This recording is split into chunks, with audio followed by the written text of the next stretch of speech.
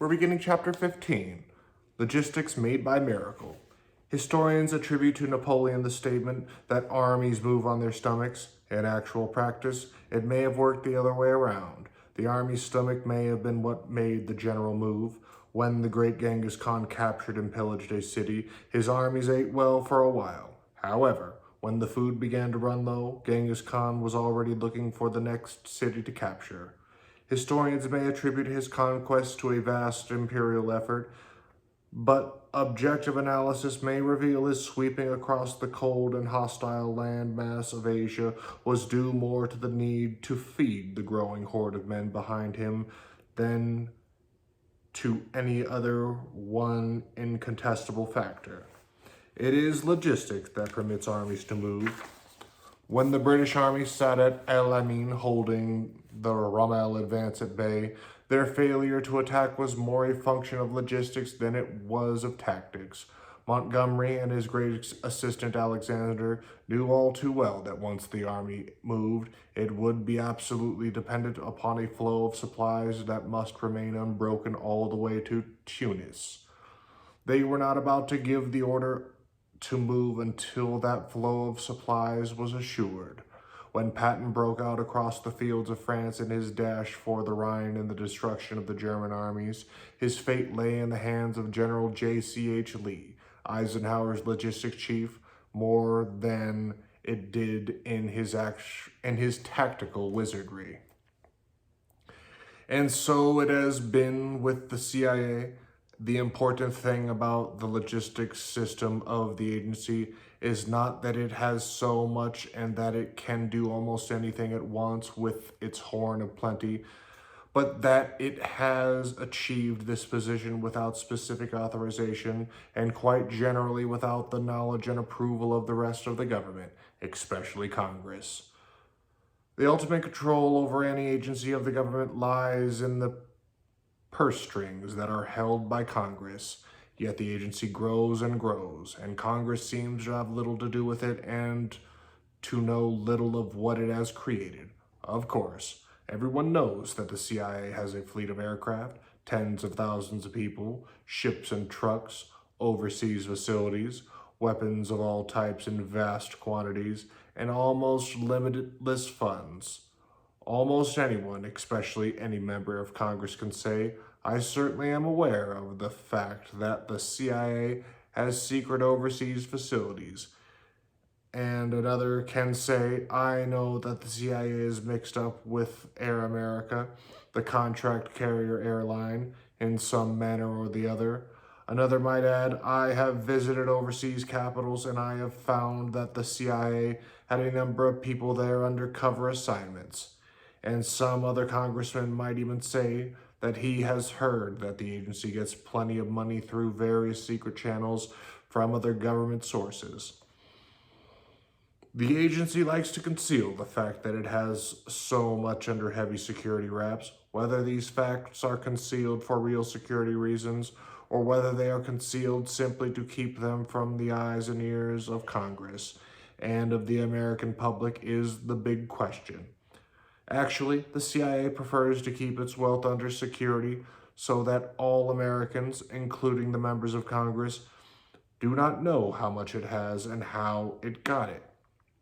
There is a very good chance that the other nations of this world have a much better idea of what the CIA has in their countries than we do in this country.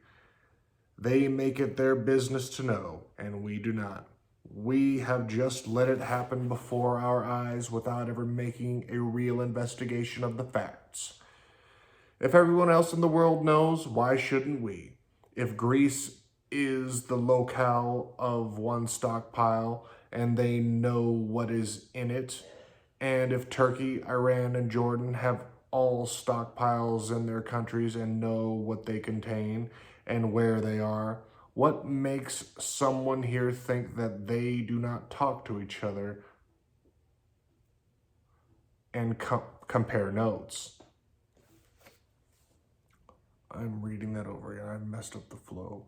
Holy shit, it's a huge sentence. Fuck. If Greece is the locale of one stockpile and they know what is in it, And if Turkey, Iran, and Jordan all have stockpiles in their countries and know what they contain and where they are, what makes someone here think that they do not talk to each other and compare notes? As a matter of fact, they not only compare notes, they use each other's knowledge to improve their own game. The only ones who don't know what the CIA has in Greece, Turkey, Iran, and Jordan are the American people and their representatives in Congress. And for all those congressmen who know about the agency, there are none who can say they know all of the things the agency has of all kinds. Each congressman may have a smattering of knowledge of some of the things that the agency has, but the CIA has achieved this vast wealth and manpower, money, and materials, as well as facilities all over the world without the knowledge of the rest of the government. This means that the rest of the government does not know what it... This means that the rest of the government does not know about it in total, all in one place as in Congress. Undoubtedly, someone from the CIA and perhaps from the executive branch of the government may say, "This is not exactly right. We are fully aware of the total inventory of the agency. We are aware of its manpower, resources, and of its goods all over the world, and we have an inventory of its facilities and installations, including those in foreign countries."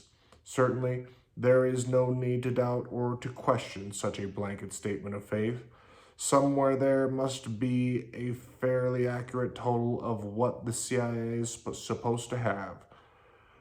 But at that point, one will be confronted with the tautology. This inventory of the agency lists everything the agency has, therefore, everything the agency has is listed in this inventory. For the CIA, the idea of property takes on a new meaning. Any other agency of the government that wanted to use 100 trucks would have to buy 100 trucks or make some arrangement with another agency of the government or with a private organization to acquire the trucks. And that agency would have to show in its budget the expenditure of a certain amount of its funds for the purchase or lease of the 100 trucks. In other words, its utilization or ownership of property could be verified and accounted for by reviewing or auditing its appropriated funds. The CIA can use and the CIA can acquire and own 100 trucks without any budgeted fund transaction at all. The CIA has the authority, or at least it has been given the authority by other government agencies to create cover organizations within other parts of the government. This is one of the key tasks that the old Dulles Jackson Correa report set out for the agency. Having once created such units, the CIA is then able to use those units as though they were real elements of the covering organization and to do with them pretty much what it pleases. So if the CIA wants to use 100 Army trucks, it may have one of its Air Force cover units. It could use an Army unit, but it is easier to use cross-service channels to conceal such a transaction. Duly and properly requisition the trucks. In response to this order, the Army will furnish and write off the trucks to the Air Force. However, the Air Force won't really know that one of its units, a cover unit, has acquired these trucks, so the Air Force will not pick them up on its inventory. The trucks are then in a sort of never-never land. They are owned by an Air Force cover unit that the CIA has the authority to direct, and those trucks will be used as the CIA wishes for as long as the CIA wishes. There have been cases where the CIA turned around and transferred such property to another country in a sort of CIA military assistance program project, all of its own. In this manner, only one of numerous variations, the agency has acquired countless mountains of material which it stockpiles, uses, loses, gives away, and just plain warehouses all over the world. Even the agency does not know what it all has. wait a minute, even the agency does not know what it all is and where it all is. No one in the government really knows how much the agency has. A corollary of this statement is that the agency has been able to stockpile money in a somewhat similar manner. Because if it had money to buy trucks and then was never billed for them, it has those funds to spend elsewhere. It still has those funds to spend elsewhere. With these funds that the CIA has stockpiled for its own use, it develops areas beyond those in the realm of the military and other regular branches of the government.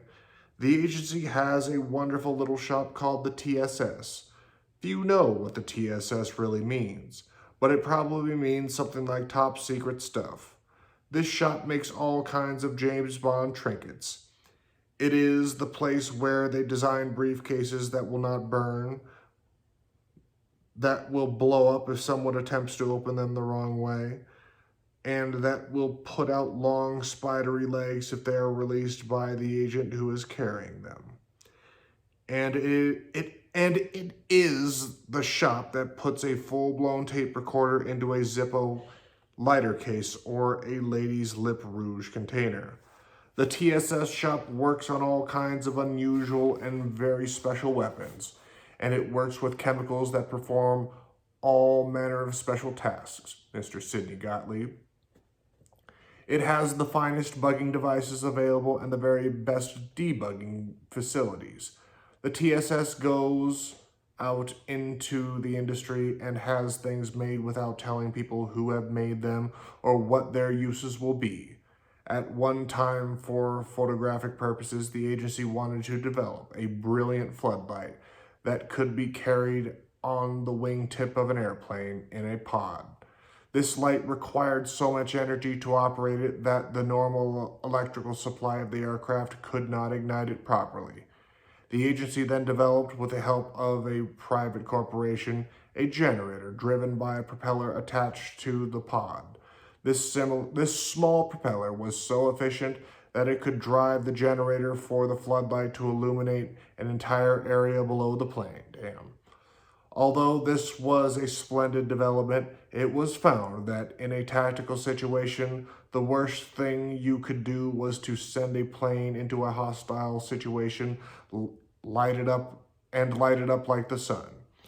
This would be an easy target for ground gunners. The next step was to synchronize the light and camera shutter to the point that the flash would be so brilliant and so brief that an unwitting ground party would not realize it has blinked. This created new problems. A whole new mated photographic and lighting system had to be developed. This was done. The agency aircraft can now approach targets in the dark, even at times in an engine out or engine idling glide for silence, and take high-speed pictures without anyone on the ground knowing that they have been photographed. TSS was also able to make another advance in aerial photography. The U-2 has proved that it could fly across denied or unwitting territory without notice or without danger from attack because of its speed, altitude, and range. It was also a relatively small radar target. However, at the flight altitude at which the U-2 operated, any normal aerial camera was being pushed to its limits. The camera lenses had to focus on the target area and put what it saw on film as precisely as possible. At some point, the lens became better than the film paper. This meant that the image that the lens put on paper was finer than the grade and grain of the paper. Therefore, the process of enlarging such a picture and then enlarging them again and again became limited.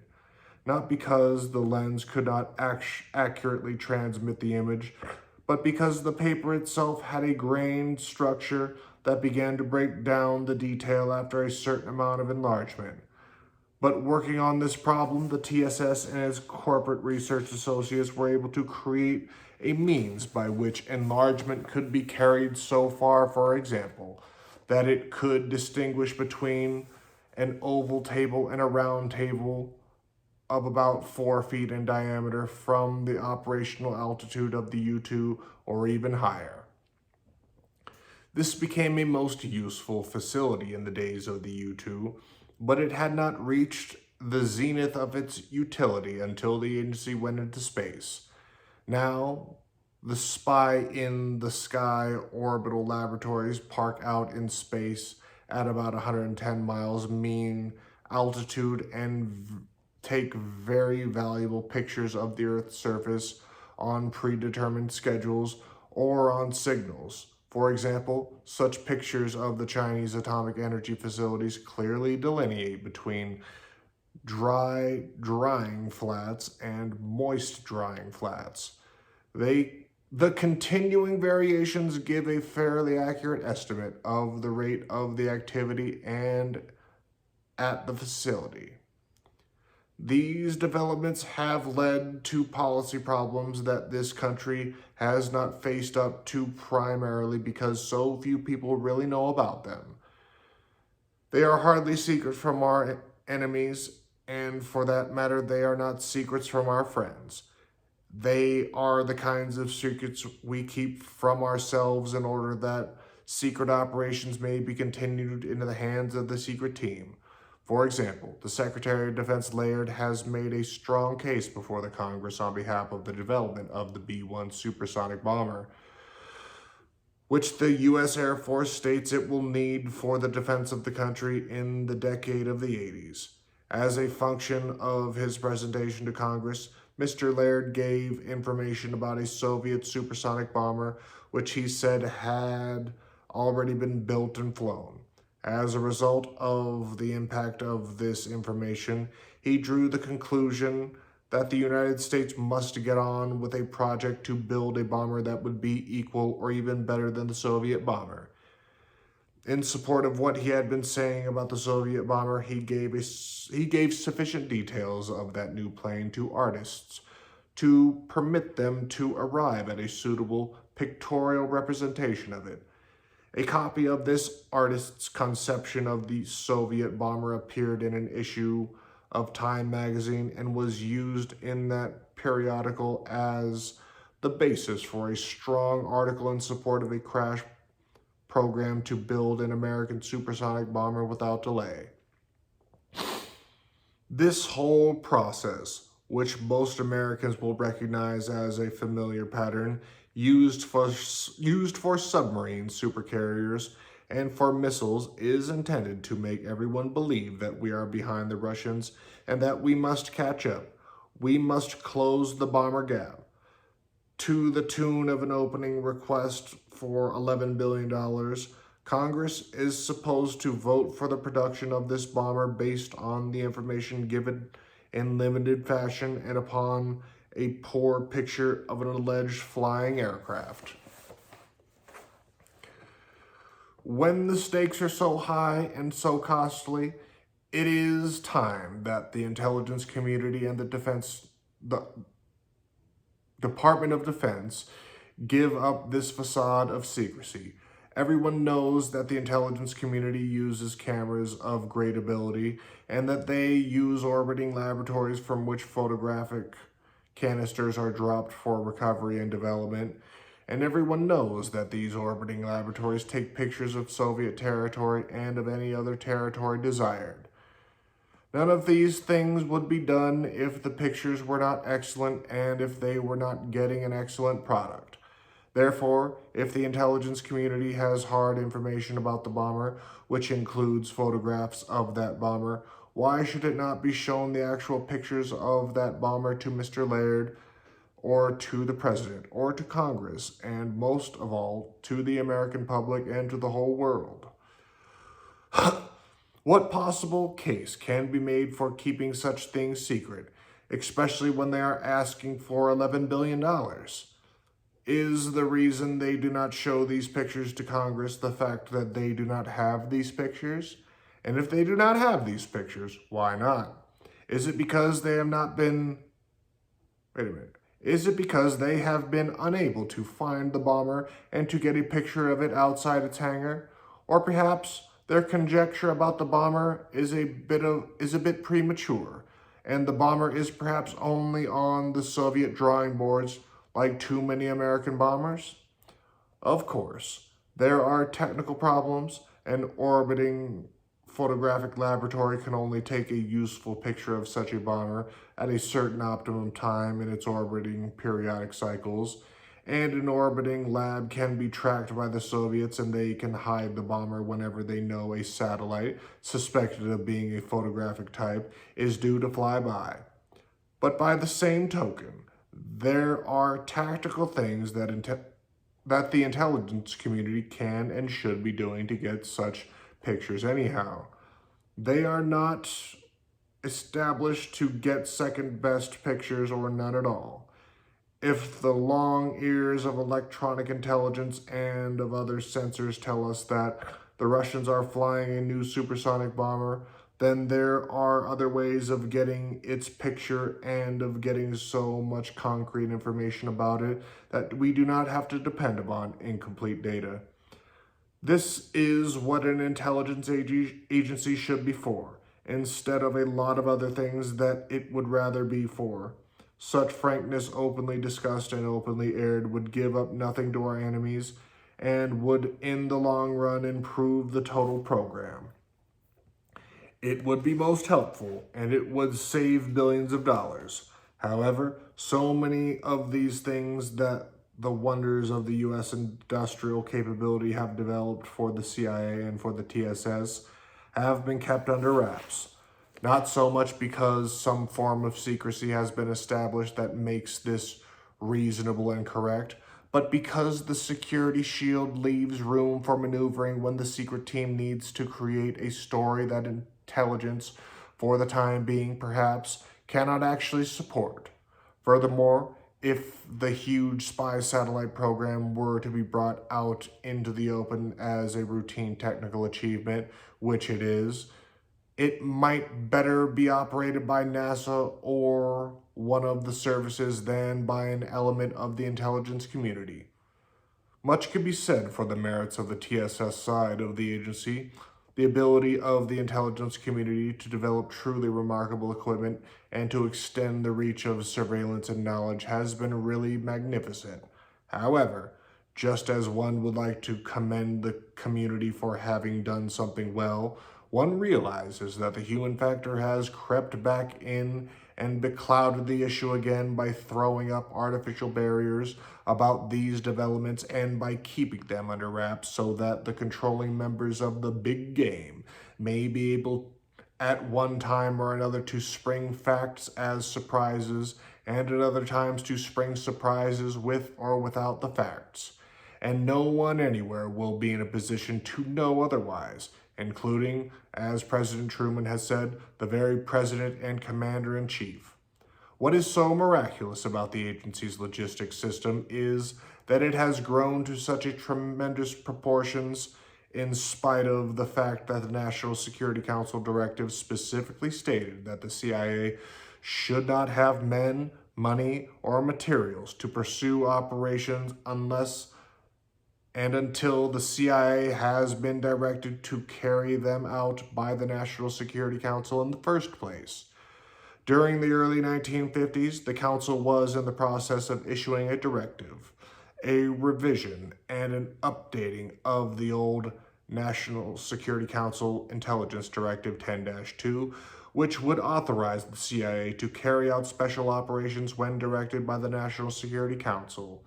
A copy of the original draft of this directive used to be in the files of the Office of the Secretary of Defense, and the paragraph that pertained to what might be called the logistics plan of this directive had been carefully and elaborately annotated in plain handwriting. The handwriting was that of the President Dwight D. Eisenhower. He wanted to make it so certain that the agency could not acquire the logistics base for regular operations that he wrote into this directive his own stipulations.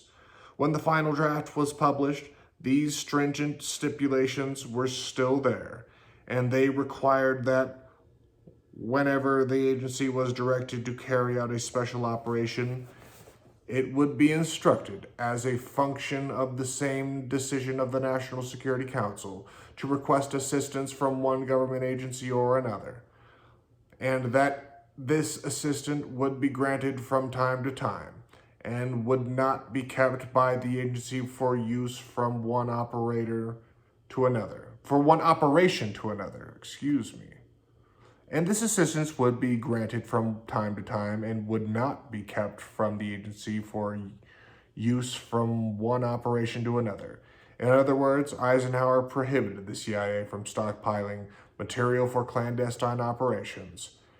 This philosophy ran at cross purposes to the course laid down for himself and for his agency by Allen Dulles. Even though his brother was Secretary of State and his friend Ike was in the White House, he found ways to erode and get around these stipulations. His report had said that a central intelligence agency should have the power to combine the secret intelligence function and the secret operation function under one official, the Department of Counterintelligence. He was getting closer and closer to having the authority to carry out special operations, but to go all the way, he must have the logistics. This is why the early war planning role of the agency had been so important, and then later why the Army Special Forces and Air Force Air Resupply and Communications Wing concepts had proved so opportune. With ready resources, such as these all over the world, Dulles never lacked for equipment, facilities, and personnel. On top of this, he was greatly aided toward his goal by the zeal and initiative of the services themselves. They practically fought with each other to see who could provide the agency with the most at the lowest cost or for nothing at all. It was this latter phase of developments that moved the CIA into a position of sufficiency. By the time of the mid-50s, so many military men had been rotated through the agency and had been retained by ardent disciplines of Allen Dulles that the military services were short through with men. Wait a minute. Short. Why did I add an R? So many military men had been rotated through the agency and had been retained as ardent disciples of Allen Dulles that the military services were shot through with men who were even more zealous for the CIA than some of its own people were able to be. When the agency had not figured out some way to get somewhere it wanted, or when its own straight-laced manner... When the agency had not figured out some way to get something it wanted, or when its own straight-laced manner... I fucked it up again. How dare I? When the agency had not figured out some way to get something it wanted, or when, in its own straight-laced manner, and there were some straight-laced people in the agency, it could not bring itself to suggest that one of the services should do this or that. It frequently happened that a general or other ranking individual, still carried away by the fun and games fervor of his agency tour, would set up procedures whereby the agency would get exactly what it wanted. In a sense, the whole YouTube program was an outgrowth of such zeal. Gradually, and with security concealed movement, the agency advanced toward its goals, and the glacier-like progress was reinforced by the assurance that in its relationships with the Department of Defense, the CIA would never lack for logistic support. During the latter part of the 50s, the agency began to set up vast storage facilities of its own in many foreign countries. Most of this equipment was labeled for war plan directed utilization and was otherwise concealed as military property. By 1955, the agency was ready to try for the big game, and by 1955, it knew that it had the equipment to move out.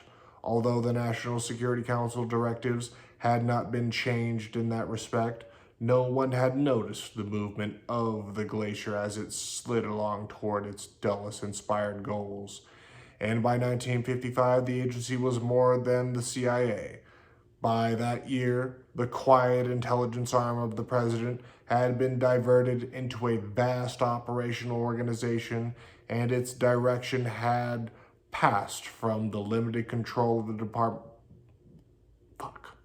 And its direction had passed from the limited control by the Department of Counterintelligence to the secret team. My flow has been fucked up the past few days, forgive me. Part 4 will begin tomorrow, the CIA, some examples throughout the world.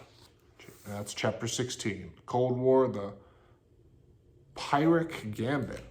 Gotta look up that word.